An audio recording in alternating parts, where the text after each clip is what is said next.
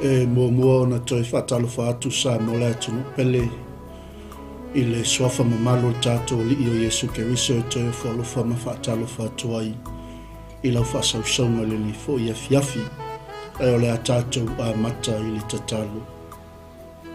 Le atua tolu tasi pa i ai mātou whaanono manu i atu o le li afiafi. Mātou whatangisia le atua lau whisoasoani.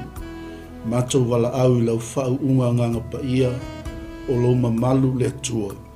Se o mātou momoli ai le atua le savali o lau tala le lei. Le ngata ilunga upe ngata whailangi.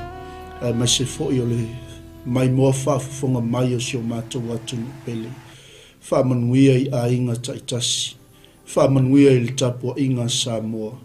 Whaamanuia i le tapua inga le au whainga luenga tofia le atua.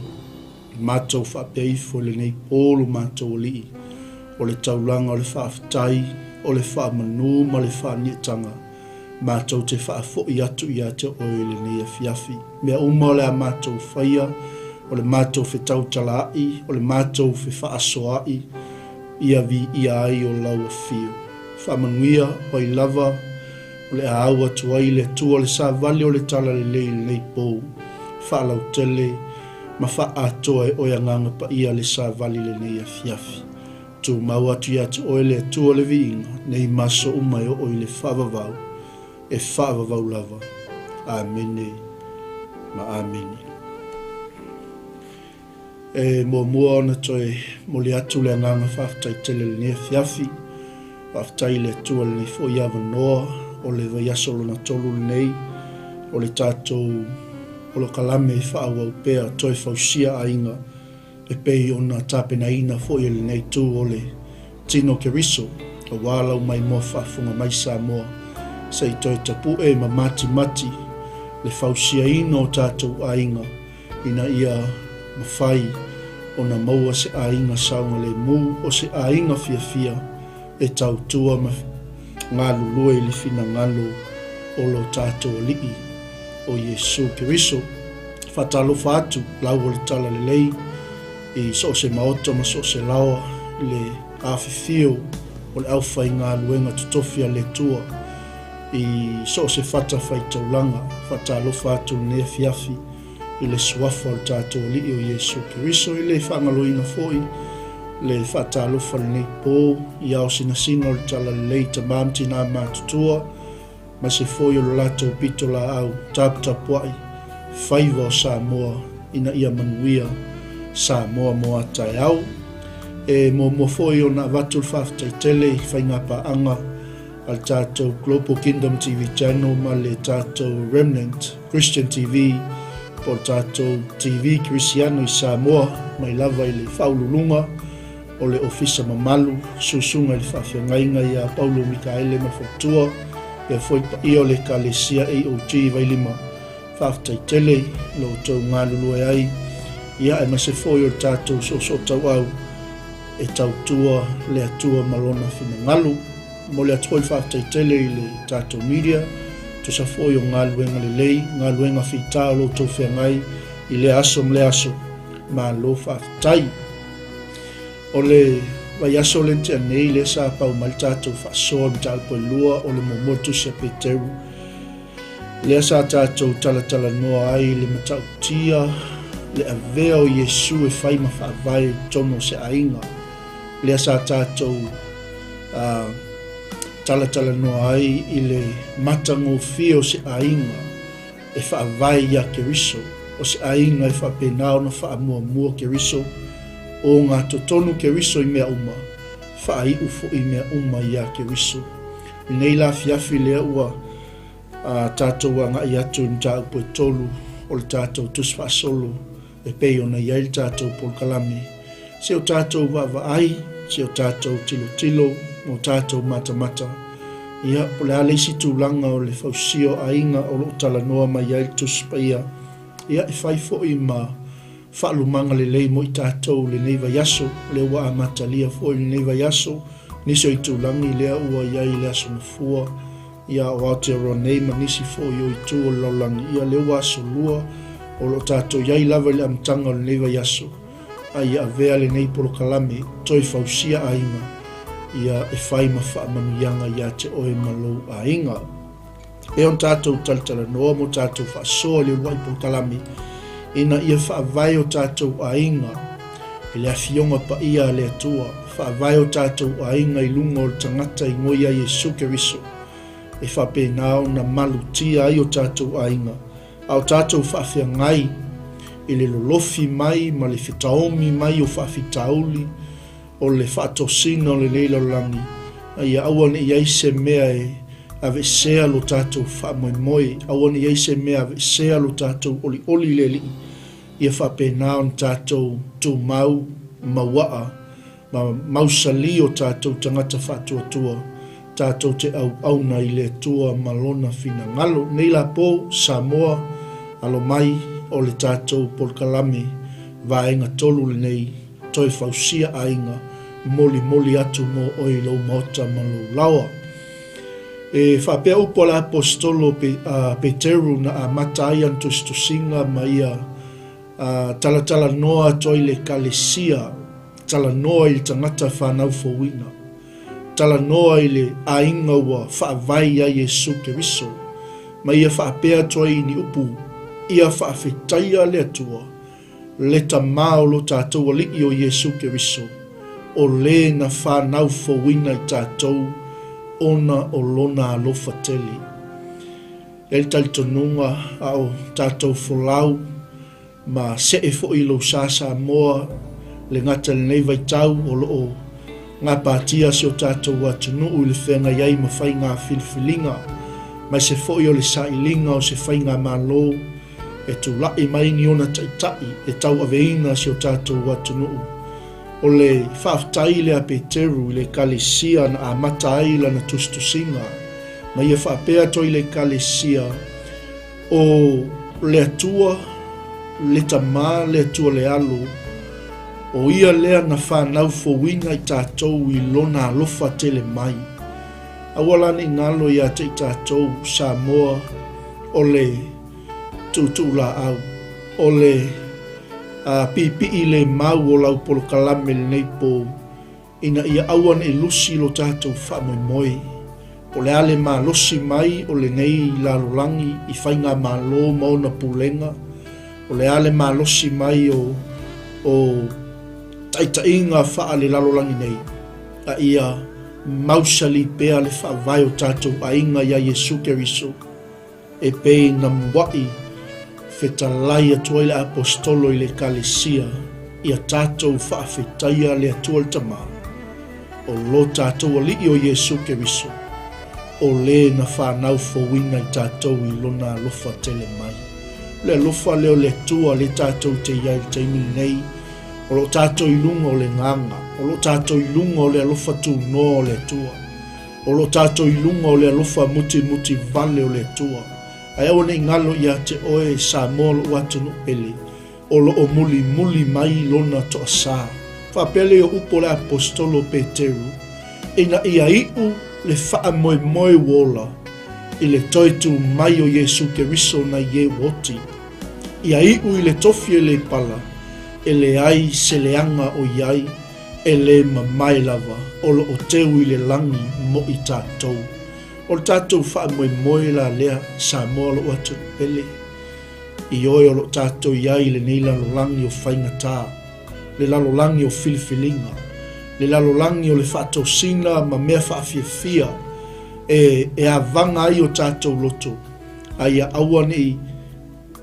I lusi awane I le iloa lo tātou whaamoemoe e pei ona whetalai ato le apostolo I le kalesia mua ia whaafetaia le atua o ai le atua o Samoa le atua o le lalolangi atoa le atua o Abrahamo le atua o Isaaku le atua o Iakopu le atua o le tamao lo tātou alii o Iesu Keriso o ia le na whanau fowina I tātou I lona alofa tele mai ina ia le I vale lo tātou whamoemoe I ia le ali o le whaamoemoe ma le finangalo le tua I ainga o atunuu ina ia iu i le whaamoemoe wola, i le toitu mai o Yesu Keriso na ye woti.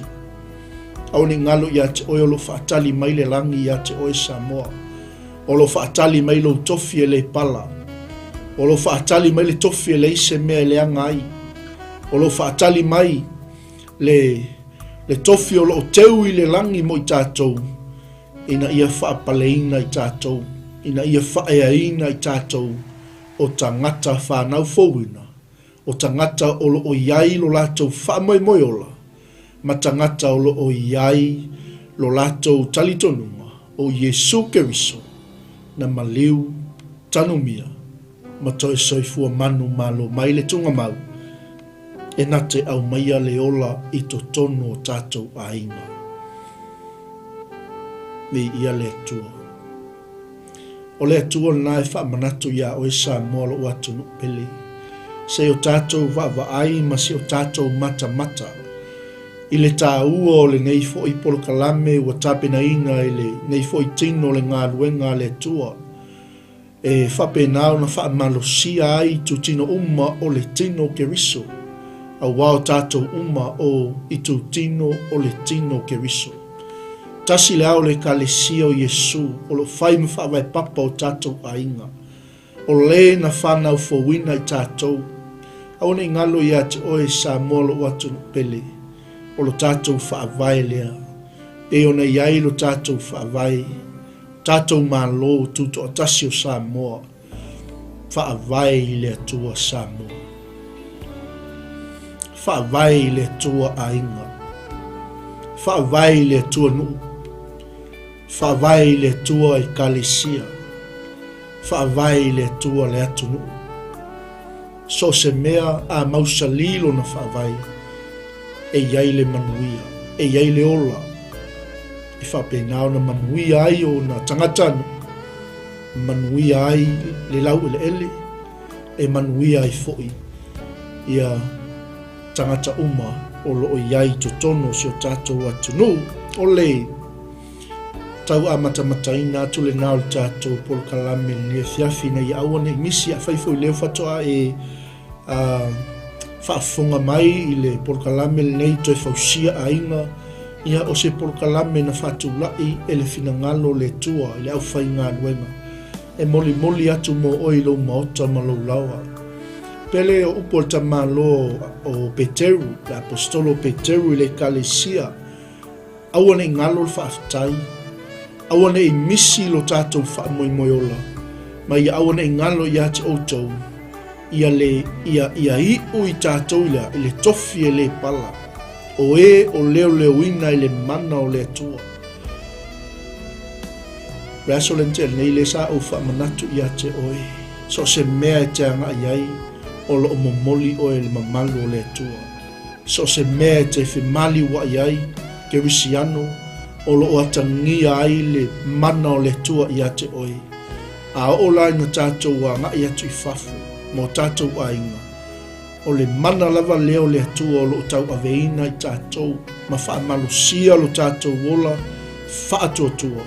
Le ana whetalai atua i le apostolo Peteru i le kalesia. O i la tau i o tangata u whanau fōina, o e o leo ina e le mana o le atua. Le ale uinga o upo al tamaloa. Leo ina e le mana o le atua i le whaatuatua. Ia i ui le ola ua saunia e whaalia mai o na poe ngatai. O lea na whaamalosi ma wha la i au ai le apostolo, le au kerisiano, o lea ua outou oli ai. E ui lava o na whaanoa noa outou ina yasu. E a whai e te tau ai, e te tau, i tofutofonga ese. Whapele i o upo o tamaloa, kerisiano, a wao le tofo ina fo i o loutou whaatuatua, e sili o nao ngai le auro e whaumatia. E ui lava ina tofo ina i le afi, e a vea ma mea i ui le vi inga male mamalu, male manuia pe a whaalia mai lo tātou alii o Yesu Keriso. mi ia le ali. Whamanuia mai le tua sa mo le nea fiafi. O le te toi whamanatu ia te oi. Le tawhatolu o le ainga tua. O lona lea malosi anga. O lo tātou whaatua tua ai, mo tātou talitonu ai. O lo o iai lona malosi anga e na te tau aveina i tātou.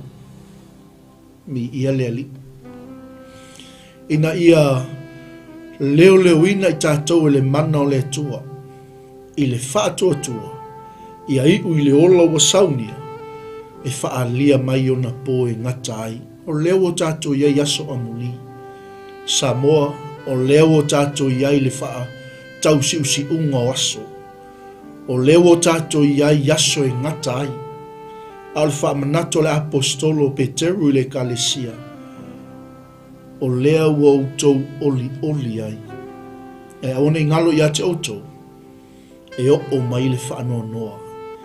E afe mai le onge ia te oe.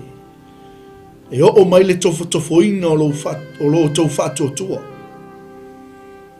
Ai whapea upo ta maloa na ia toi wha malosi. Na ia toi wha la e awai.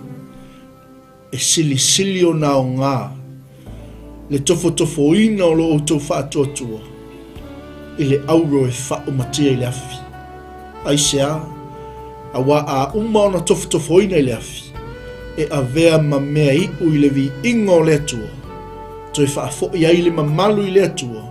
Male manuia pe a whaalia mai lo tātou alii o Yesu Keriso. Le ale wingo le tala, tu mau. Tu mau se ia o i le whaababau.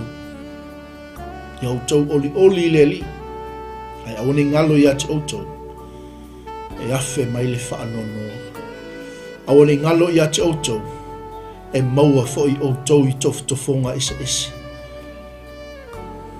Lele i o upo tu spia. A wao le tofoina o lo tau whaatotua. E sili o nā o ngā. I lo le auro e whao matia i le afi. Ai sea. Wa umon tofoina lo tātou whaatotua. E maua lunga i le vi ingo le atua pe a tātou manu malu. E toi whaafo i ai le mamalu i le atua pe a tātou e manu tātou wholaunga ma tātou tāmoenga. Male manuia pe a whaalia mai lo tātou alii o Yesu Keriso. A malosi, lo ainga Samoa lo atu pele, tala tu spia ele oilo atu o tau ia te ia. A ua alo lofa ia te ia. Ele o wa ayatu nei foi ia te ia. A o lo fa atua ia te ia. A wao mata o lo tātou fa atua o tātou wa aia ia Yesu. O lo tātou fa atua ma lo tātou talitonu i mea ele o wa aia. O tātou wa aia ia Yesu. O kuia ta maloa, ele oilo atu o tau. Ia te ia. Au o tau alo lofa ia te ia. O le nei fo i ele o vai atu o tau ia te ia. A o lo o wha atua o tau ia te ia. O lo o tau oli ma le fia ele matala talaina. Ua matua e sili e se lava. E whape nā umaru tātou wholaunga, o lo tātou wholauai. O lo tātou whaimalanga i se ala i mamau. O lo tātou tamo moe i se tamo enga i umi. O lo tātou ui atu i se ala tanu. E whainga tā. E iei mea ona, e iei mea tingā, e iei tofonga. A o le whaatua. E ui ele o ai atu ia te ia. A ua o tau alo lofa atu ia te ia. E ui ele o tau i lo atu o ia. A o lo o tau wha atu ia te ia. Vi ia leli. Mai lei o tala tuspa ia. Tau te oli ai male fia. e le matala talaina. Mea lea po le ale, mea e o mai a te oe malu ainga e te le solo muli le moli mau ia ke wiso. O a mea whainga tae te lua whaafusangai, a e maunga ifo i vanu, lo fia i mea leanga, ai leise me whapenao na solo muli ai le ola whaatuatua e au auna matautua le fina ngalo le li. Ka pele i o upo le tamaloa, e maua le unga o lo tau whaatuatua, o le unga o lo tau whaatuatua, o le whaolaina lea o tau anganga, o le whaolatanga lea, o le olatanga lea, na tau sa ili iai, ma tau sue iai, e le ngata o le au profeta, a o le au apostolo, ma i lato uma o e na valo ia mai, lea lofa tu noa e o atu i ate o tau nā, e pei o la le apostolo Peteru, vi ia le li, vi ia le atua, o le atua nā le tātou te au nai, o le ke riso le nā o lo whaima whawai papa o tātou ainga, na tau alanga mai ele au apostolo, na tau alanga mai ele au profeta, na tau alanga mai e i lato umo e na valo ia mai le alofa tu no le tua, e o mai lava le taimi nei pe o upo tamaloa i le kalesia, o e na sa ili, o e na lato tinga ina whaatasi, aisea le anga na lato i loa le manuia, o le tangata e whaavai lona o langa i lunga, o le whaavai papa o Yesu Keriso. Vi ia le atua le nei pō. Me o e na sa ili, po a wheo na pō, ma le winga o na pō na whaailoa mai le ngang pa ia, le anganga o Yesu Keriso, wha me o le anganga le saito tonu ia te ilatou, ina ua muai whaai loa mai o ti ngāo Keriso, male mamalu e muli ane iai.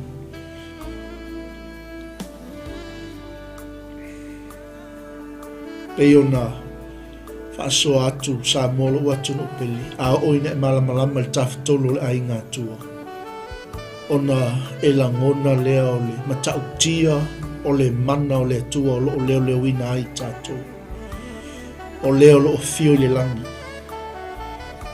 o leo lo fio le auta matau o lona tamā, o lo fautua mo i tātou, ma leo lo fio le lalolangi, o le kovana o le mālo, o le anganga pa ia o le atua, o ia leo lo whaamaina le kalesia le taimu nei, o ia lea na te whaailoa mai ti ngāo Keriso, o ia lea whai maitala tuspa ia o e na sa ili po o wheo na pō. Ma le winga o na pō na whaailoa mai e lea nganga o Keriso sai to tonu ia te ilatou. Ina ua muai whaailoa mai o na ti ngā, ma le mamalu e muli ane iai. O le mamalu lea na whaalia mai, ia te ilatou, e le ona o ilatou, ai whai mai le tala al tuspa ia, a o i tātou, na whaalia mai e le ona o i lātou, a o i tātou. Vi ia le atua. Na lātou tuuina mai, o ia mea o mea ia ua whaamatala ina atu nei ate o tau e i lātou, o e na fola, le tala le lei ate o tau, ma le anganga pa ia ua awina mai le langi, o mea ia e nau iai le au angelu le fia mata iai ai amu ia o e Samoa. Le tangata whaatu wai, le tangata talitonu, le tangata ua whaavai lona ainga ia Yesu Keriso. O leo ua le tuina i angelu, a wao mea ia o loo mo'o iai le au angelu, le fia mata iai, aua awina mai, o ia mea mo i lato, o e nau iai. Le ale mea nai te nau ai, Kerisiano. Samoa le ale mea nai te nau iai. Aoni a vea se me whai mapolonga i ate oe, a a olona taunu unga e te oti ma e whano ai. E pea upo tus pa ia. A wao le mea wa tonu le manatu le tangata. A olona taunu unga e oti ma whano ai. Awane a vea le matalasi mai o mea. Awane a vea le whepulafi mai o mea whaafia ma mea whaatou sina o le neila rolangi. Ma mea e whano ai lo tātou wha moe moe ola. Vi ia le ali. Mea ia na whaamatala ina mai. Tala lea le apostolo. O mea ia o whaamatala ina atu nei ate o tau e i la tau o e na fola fola atu le tala le lei ate o tau. Whaatasi ma le anganga pa ia. Ua awina mai le langi. O mea ia e nau iai le au angelu le fia mata iai. Okai. Amu ia se ainga. E whaavai iai Yesu Keriso. Amu ia se ainga. O lo kapeteni ai le li whaola. E lo lato safo lau. Amu ia se ainga. O lo lotolotoi ai le malo si anga o le tafutolo le ainga atua. Le atua le tamā, le atua le alu, le atua le anganga pa ia. Whapele yo upo le tamā loa. E kalesia, le tino Keriso, le au whaatua tuai. I au tau fusia e au tau sulungatiti. O au tau mawhau i a whau tauta. Ia ato o toa o na wha moi moi. I le alofa tu noa e mo lia mai ate auto. Pe a wha lia mai Yesu Keriso. That is our blessed hope. O le wha moi moi ola le na o so o se Kerisiano. O le wha moi moi ola le na o le kalesia. Ina ia latou wa.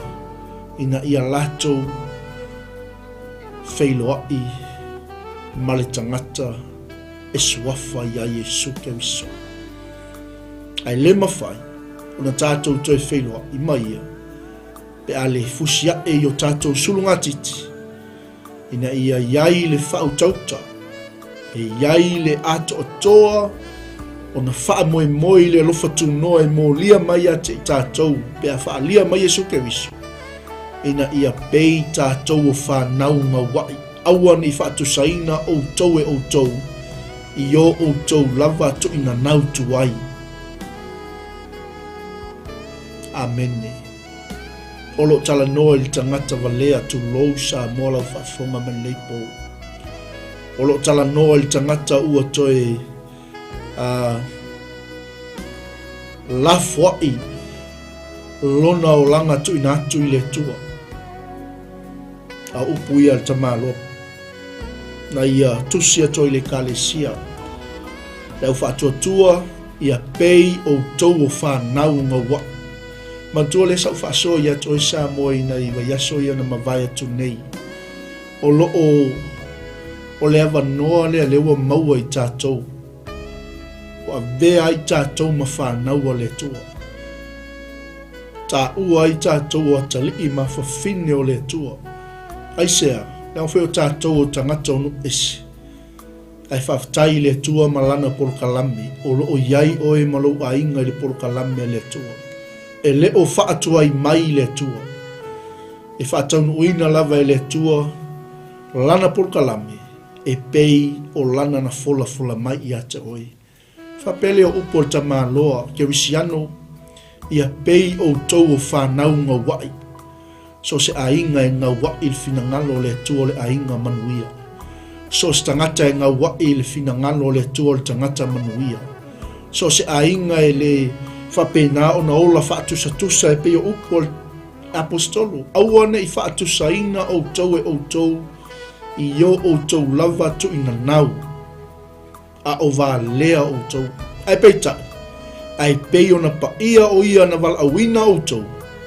Ia whaapea fo'i ona pa ia o tau. A wau au nei. E pa ia lava. Olo tātou au auna i se atua pa ia. Olo tātou au auna i se atua mai lava i le vavau e o atu i le whavavau. E le suia le atua. O le atua na nafi. O le aso e o atu lava i le whavavau. O le atua o le afi ma ai. i ia le li.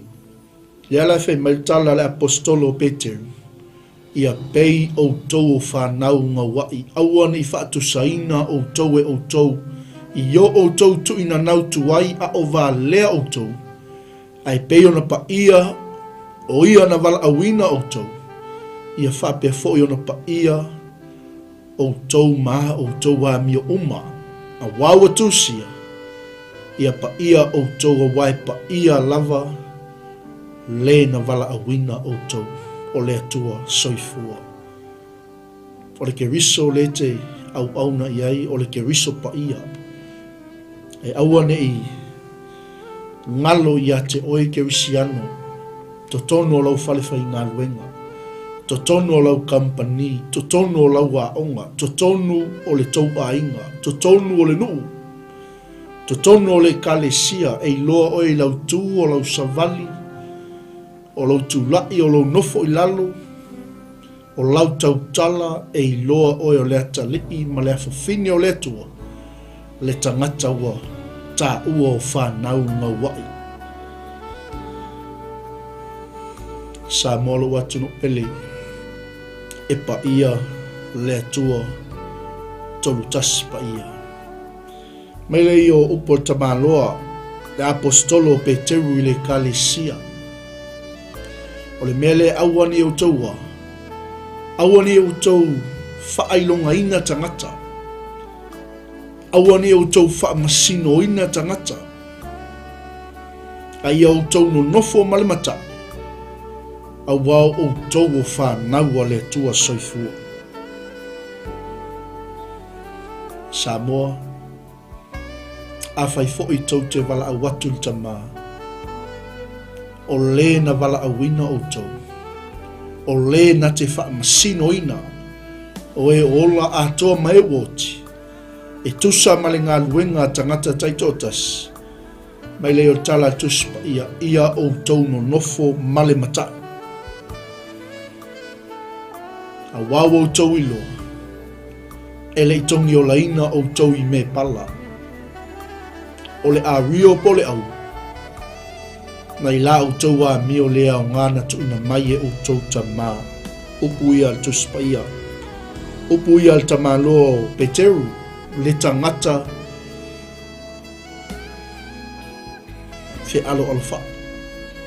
Le tangata na whaafiti lo tātou wali i whaola o Yesu Keriso. E le ola na saunoa. A tātou wala au tama. O ia le nā nate whaamanu ia ina i tātou. O ia le nā nate whaamasino ina i tātou. Me foi le awal tusi lo lima.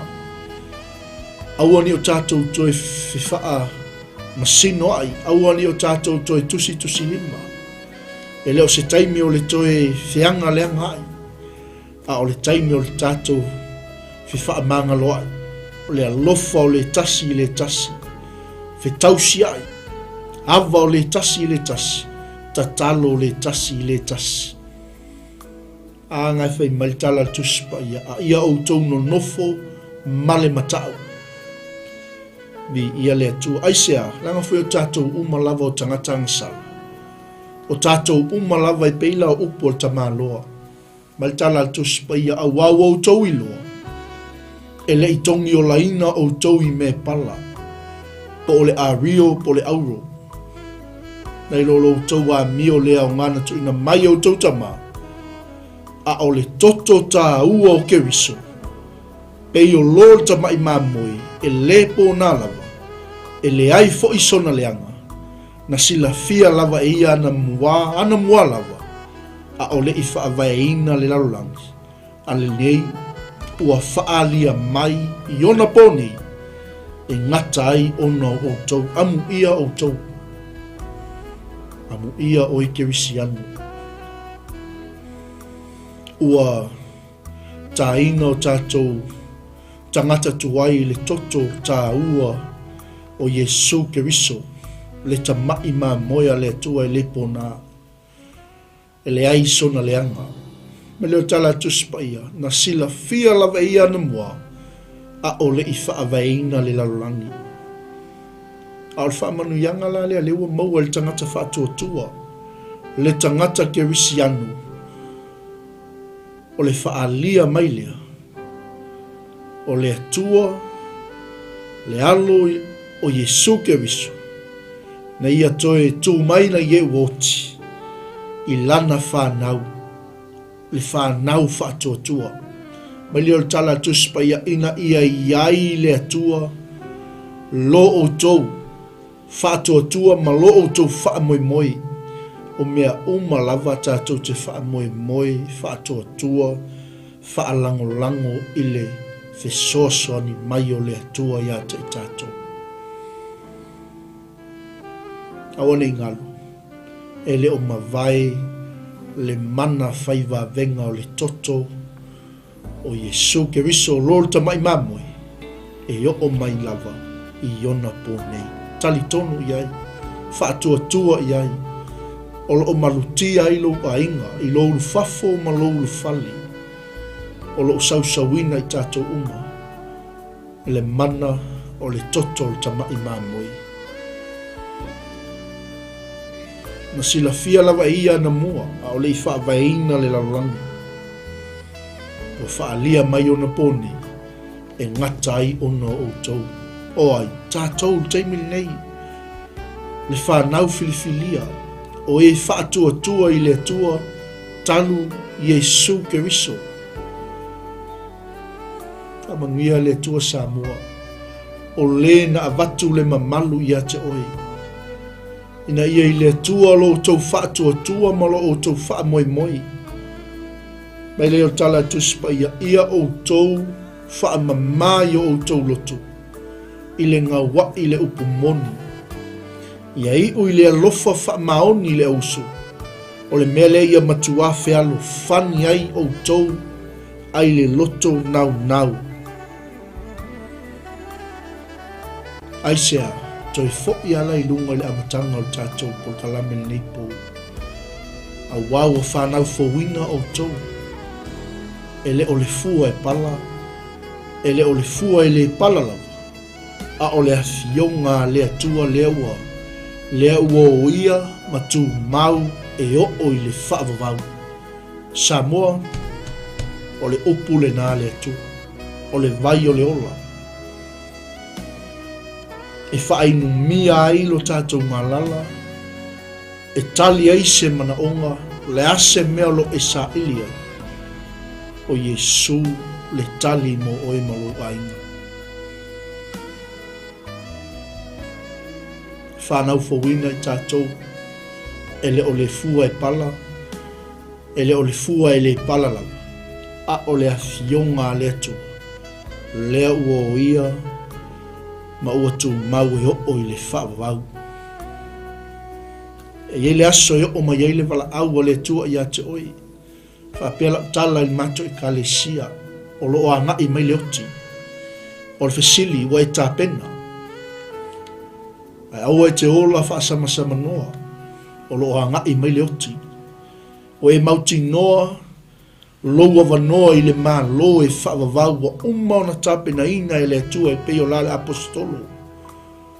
Le maa lo na whaavaina. Ana mua lava. Ai le i whaavaina le lalangi. O le fesili wa e sau. Samoa, Kerisiano. O lo o anga i mai le oti. Po a o le whaife au. Po a o le palemia. Po a o se tupu. Po a o se prestene, po le alawa le tūlanga. O lo anga i me le oti a te i tātou. O le oti. O se vaenga o le porkalame a le atua, e launga tasia uma ai tangata uma. E oti le mauoa, e oti le mativa. E oti le tangata poto, e oti le tangata walea. Alfesili, wa e saungi, wa e tāpena. Leanga le tala la lea tuspa ia. Upu ia le tamalo na whaapea toi le kalesia. Leo whaatuatua ai. A wao tangata umalawa. E tusa ia malemutia. O le matangofie umafoi o tangata. E pei o le funga o le wao. E mangu le mutia. e to ulu fo'i ona funga, a o le afionga le li e tu mau lea e whaavavau. O le afionga fo'i lea, ua fola ina atu yate o tau nā, o lo tala noa yate oe, o lo tala noa yate au mai tātou uma, ina ia aua ne ia, ina ia aua ne i pei tātou ole motia. Aua ne i pei tātou ole funga ole vau. O lona mata ngō fie, ai ele taime mangu ai motia. E ta ulu fo'i ona funga, a ole afionga le atua, ole upua le atua wali utino tangata, e whai ma whaavai o oe malo aima, e tu mau lea e whaavavau, ole afionga fo'i lea, a le atua ua fola ina atu yate o tau nā, e o la le apostolo Petero. I whanau fawina i tātou, awane i lusi lo tātou whamoe, ma ia mausali, ma waa, ma iai le whau tauta, i mea tātou te whai.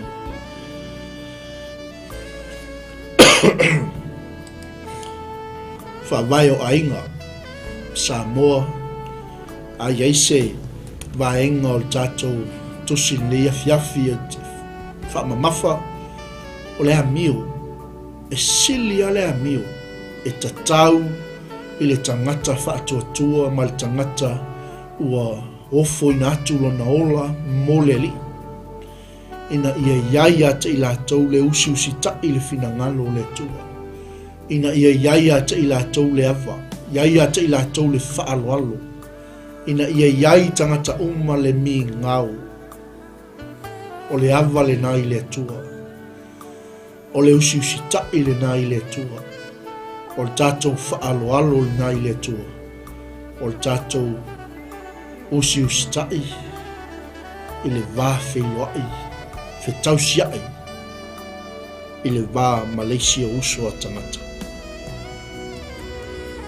O le tātou pola kalame le lea fiafi, whai ono whapea atu, ia whanau fawina i tātou, o le mana onga lea, o le apostolo i le kalesia, le ale tele o mea, aua nei a veanga luenga, ia upo le apostolo ese, nei mita se tasi ono o ngā luenga, ai misi ai lo tātou avanoi le ola, e whaavavau. Aua nei mita se tasi ono mea o tātou whaia, pien tātou whaasoa le veiaso lente nei, na tātou o mai umalava, e le aini mea na tātou o mai tātou, leana ai oia toi le apostolo, i tangata ese ma tangata au mau, ia ma mau o tau matu ina nau o le tino, o mea ia e tau ma le anganga. A fe mai leo tala le apostolo, ia le leia au tau a mio i luma onu ese, o le mea la tau te fai upu le angai, iate o tau, o tātou la o tusi fai tau, a whaafai ngofia le ngangana sa moa, o tātou o tusi fai tau o le laulangi, le tangata whaatuatua, le tangata whaolaina, le tangata ua whaekālesiaina, le tangata whai mai wa ia talia Iesu e whai malii, ma whaola i lona soifua ma lona ola. Lea le whai mai tala le apostol, ia ma mau o tau matu ina nau le tino, le anga o le tino ia e tau ma le anganga. Anai te sila fia Samoa, e le malamalama le tino i mea le anganga, ai malamalama le anganga i mea le tino. Mai leo upo tu spaia ia le leia au tau a mio i lumonu ese. Le ale wingo le tala, e leo le tau anga i lotu, e leo le teleo me fai to tono a inga. Le lei, manaia, ngalue, fa maoni, ai sili ale a mio. Ia le leia au tau a mio i lumonu ese. O le mea la tau te whai upu le anga i ate o tau. Anga whai o tātou tusi whai tau o laulang. Mai leo tala tusi paia, peisia i o tangata mi o le anga o tau. La tau te waa ai ai ate o tau. ma o tau a mio lele o na lato vivi ia tua i le atua i le aso e asi mai ai o ia. It's all about our character. It's all about our behaviors. Pei ona whaasoa atu nefiafi. O le whaaloalo. O le ava male mi ngau i le atua. O le tātou wāwhi aloai ma o tātou usua tangata. A le iloa le tangata la i titi le tangata matua o le ava fo i le nai le atua. Sili ala le amio. Pei ona poloai ma ai oia toi le apostolo i le kalesia. Ia le lei au tau a mio i lumon ese. O le mea la tau te whai upu leanga ia te outou. Peisia i o tangata a mio leanga outou. Ai le ai, a wa a latou wawa ai mai ia te outou a mio le lei. O na latou vivi ia tua i lea i le atua i le aso yasi mai ai o ia. Amen. A foi a leanga le a mio le whaiwhea. E upu leanga tangata. Ai ale lei le a mio le whaiwhea. Whai maile le tala la tuspa ia. O na latou vivi ia i le atua. I le aso yasi mai ai o ia. Whamanuia le atua sa moa lo atu no pele. E matua atu i lau whaatou whala inga le polkalame e toi Fausia a inga. E matua atu i le utanga lo loto. E tau whama mau. Le tau wha e whetutu nai. Ia i pea le whesosoani o le atua. To tono o tātou a inga. Ina ia whaile whaiva o matua. Whaile whaiva o whanau. Ina ia iai le whetausia. Iai le whengale ai. To tono o tātou a inga. Ia i loa e le tama ma le teine le vāwhi aloa. To tono le a inga. Le vāwhi aloa i ma le tama ma le tina. Le vāwhi aloa i o whanau i matua. A o laina a ngai atu i whafu atu ma le sio mango le ainga. E i loa le tama ma le teine ea o auina lele. E whaalo alo. E ava. E mi ngao i letu. I lana au nanga i so se mea. Me leo tala tuspa ia. O to uma. Le au pa ia ma le au whaatotua. I au to usi tai. I au to ava. I au to whaalo alo. Leanga o tau. O tosi whai tau o le lalulangi. O tau. O tau uma. O au ngā le atua. I au tau siustai male matau uma. Awane i ngata i e anga le lei, ma e anga malu, ma e a mio.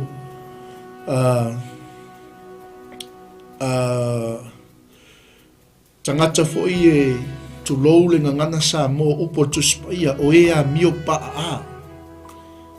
Whaailoa le a mio tua. Whaailoa le a mio whaale tua. Le a tali i ma le a whawhine o le tua. Tato umo whanau o le tua. Awane ngata i e anga le lei, ma e anga malu. A o e a mio pa a fo. Whaailoa lo o tau anga le lei. Mata o siustai. Wa le melia, fe mele tala tuspa ia e malie pe a whai o le loto foti e ifo i la le atua e ono sai ai. Se tasil tinga o lo o whaatinga ina fua lava o ia. A wā pe se asevi inga e maua pe a whai taute ono sai. Pe a tu ia o tau ono leang sala. Ai a whai tau te ono sai pe ati ngā ina o tau a o a mio le lei o tau. O le mea lava lea e mā lie i le atua. Aua te popole. O a tala tangata. Leanga, tala leanga. O a mio pa a tangata e whai atu i a te oimalo a inga. Mai tala Yesu wha mā ngalo i ai. Whai mai whetalai ngā al tātou li i whaola a lofa pēr i ai. Anga le lei pēr i ai. I ia le atu. Whai ua toi lau polkalame le neipo. Mai tala tuspa ia a wape se a se vi inga. e maua pe a fai tau te ono sai. Pe a tu ia o tau ona o le angasala. A ole nei, ai a fai tau te ono sai.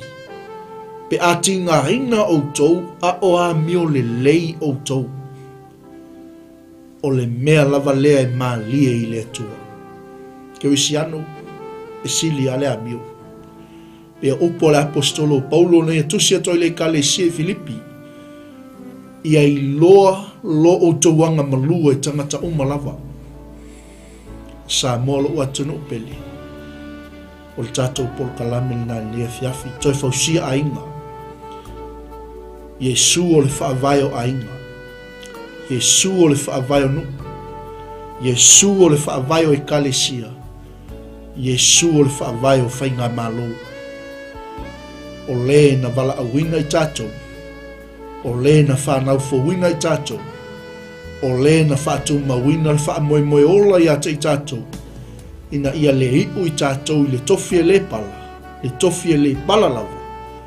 Ia tatou saufa ngā i le manuia e whaavau tapena ina i le atua mo tatou. O le mea lava lea e maalia i le atua. O le tatou wa mio. A wana vala awina o tou. Ona o lea lava mea. A wana ti ngā ina ke riso. O le suia o tou. Wa tuina mai ai e ia le faa o a o mo o tou. Ina ia o tou muli muli atu i ona tūranga a ao. A iai la se si vaenga tātou te faa o a oi. Tātou muli muli tūranga a ao tātou walii. Ma lo tātou faaola o Yesu ke riso. O le faa o sili lea mo oi malo aina.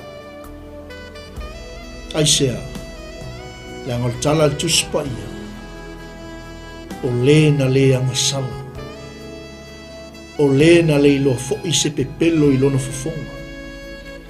O le sa anga te le ina. Ai le toi anga te le atu.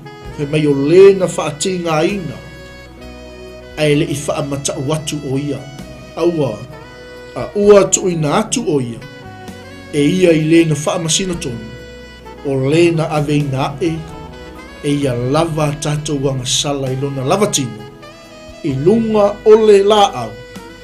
Ina ia te tea o tou maanga sala.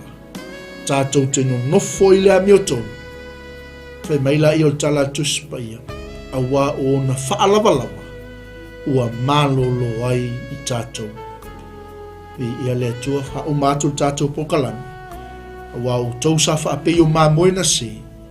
A o le nei wa toi li liu mai o tau i le nate leo le wina. Ma tau sia o tau anganga. Wha amanuia lea tua li nea fiafi tamaa. Anga le leilo watu nuk pele o Samoa. Leo wale le atu lau upu ilunga le ea le atua. Wha atoa le ngā luenga a lau au auna. Wana o se mea whai ngā luenga.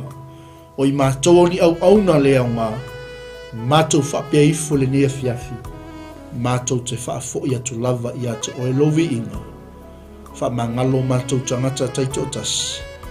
Tū mawatu i ate oe le atua le wha aftai ma le wha manu. Amene, ma amene. Ia o tātou polkalame na ni vaenga o le fiafi Samoa o atunu pele. Wha amanuia tele le atua. God bless.